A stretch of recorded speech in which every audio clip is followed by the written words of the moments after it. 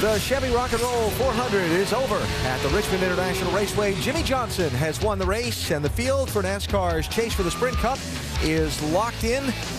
One driver is locked out. Let's go downstairs and hear from David Reagan. And Casey Kane finishes 13th in the points, and he just looked at me and said, man, Casey, what are the emotions knowing you just missed it? We're a little disappointed. I mean, that's what we've worked for all year, was to make the chase, and this whole Budweiser team has done a great job. We've had good pit stops. Today we were a little off, but I don't know, we tried. We've came a long ways in a year, so that's good. It's a good thing, and we'll keep working through these next 10, try to keep getting better, and hopefully have even a better season next year. Casey, you guys were on the upswing midsummer, 2 wins in a row. You guys were 8th in points, looking to be a shoo-in for the chase. Where did things get derailed a little bit? I would say, we started the year about where we've been the last probably 2 months, since we won those races. So we just had a really great month there where we won 3 and run second at Michigan. And then we just kind of went back to where we were, which is 8th to 15th, 19th today. And we just have a lot of work to do. We need to get better to run with Kyle and Jimmy Johnson and Tony Stewart, all those guys. We got to get better. Casey Kane's not in the chase, but he has 10 more races to try to bring home another win. Dave? Well, we're with David Reagan now, who also did not make the chase. And David, describe your crazy day that led to you not being in. Very disappointing. I felt like the first 100 or so laps we had a top 5 car, and AAA Ford seemed to be pretty quick, and just seemed to turn a corner sometime after lap 100 there. We didn't have the speed, brought out that one caution and seemed to have poor track position, and the car really fell off on a long run. And we'll have to get it back, check things over, and see if anything crazy happened. But a good effort by the AAA team, and certainly this one race doesn't dictate how our season's gone. We've got 10 more races to try to get a win, and certainly finish 13th in points is our goal now. But running back there 30th, 25th, you don't deserve to make the chase running like that. It was tough at the end with damage, and lots of things gone wrong today. Alan? All right, David, thank you. And now we go to the Chevy Rock and Roll Victory Circle, where Jimmy Johnson's going to celebrate another win.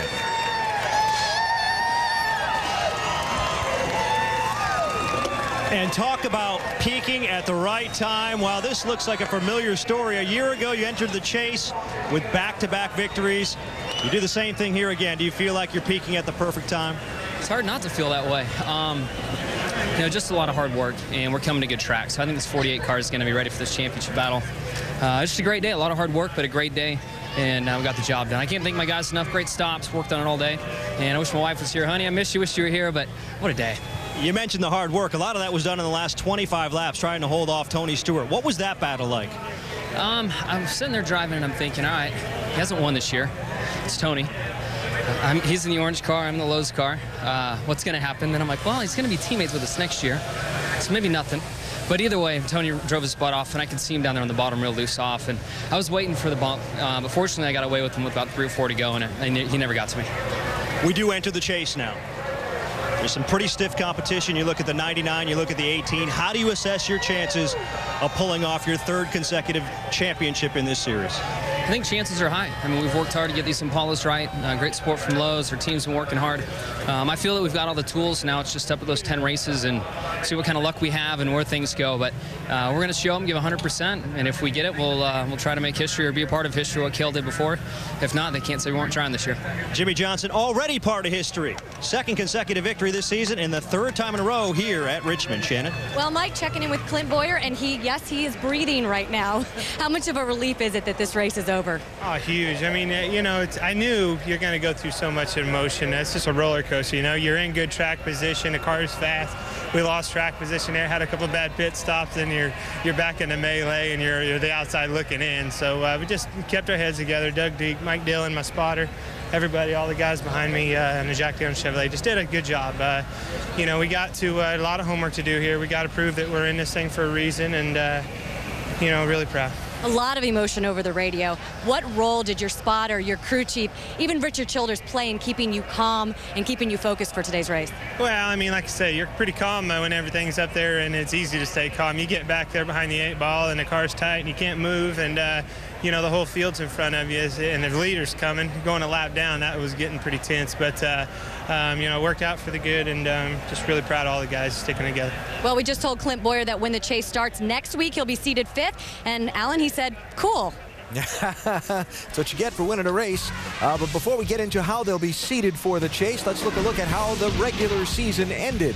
Where the NASCAR Sprint Cup Series is concerned, 69 points the margin Flint Boyer had over Casey Kane. David Reagan finished 77 points out of NASCAR's playoffs. Lots of post-race coverage still to come from Richmond.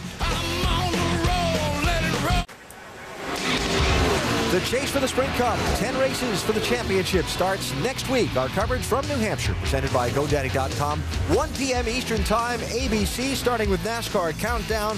We get that road to Miami underway and find out who will take the Sprint Cup championship this year.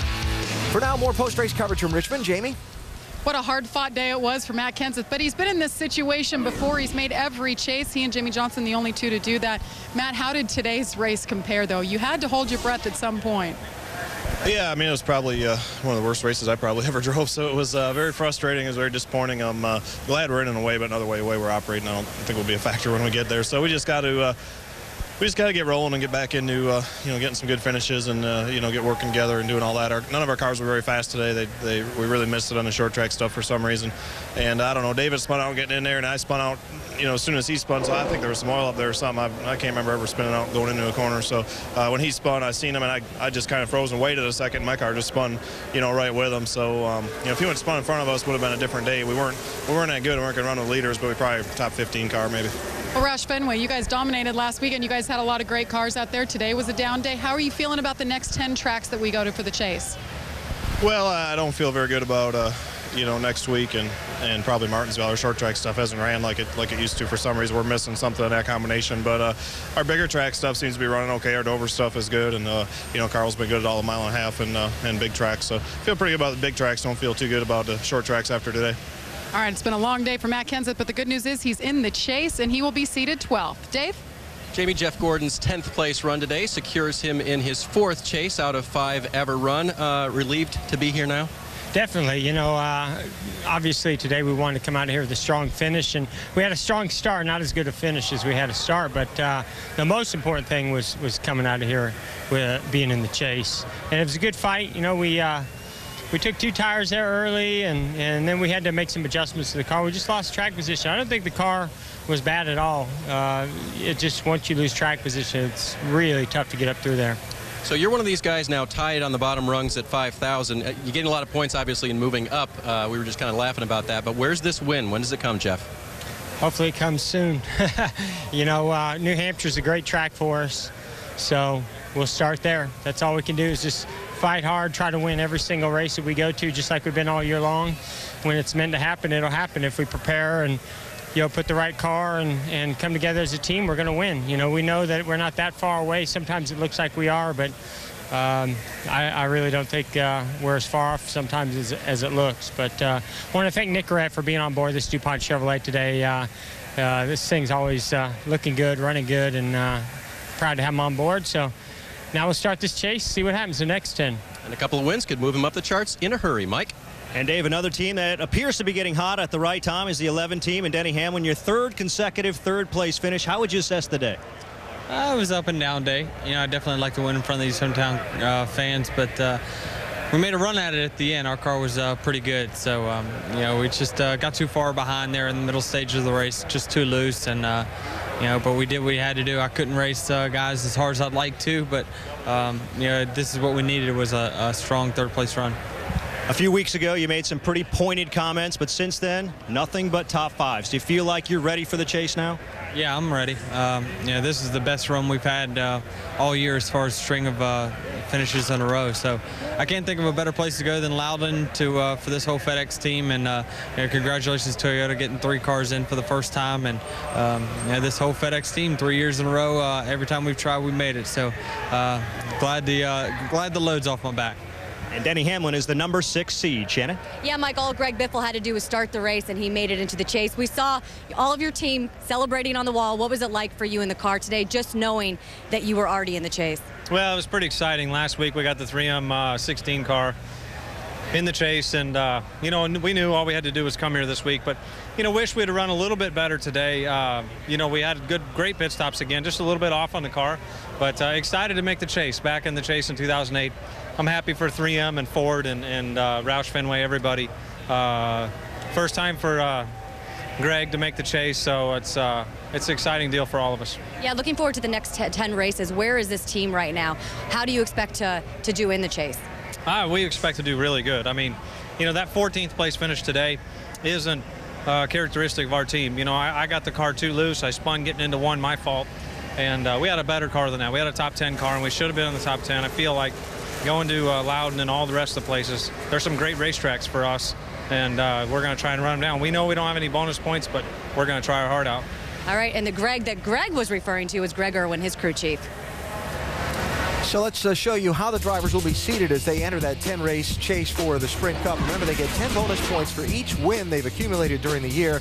But one little asterisk to keep in mind, Carl Edwards was penalized those 10 bonus points for the oil cooler cover infraction his team had after his win in Vegas. Yeah, it would be tied. I mean, he'd be just 20 points behind. But I like the way it looks. This is going to be an exciting chase to the championship. Kyle Busch will lead him into the chase next week.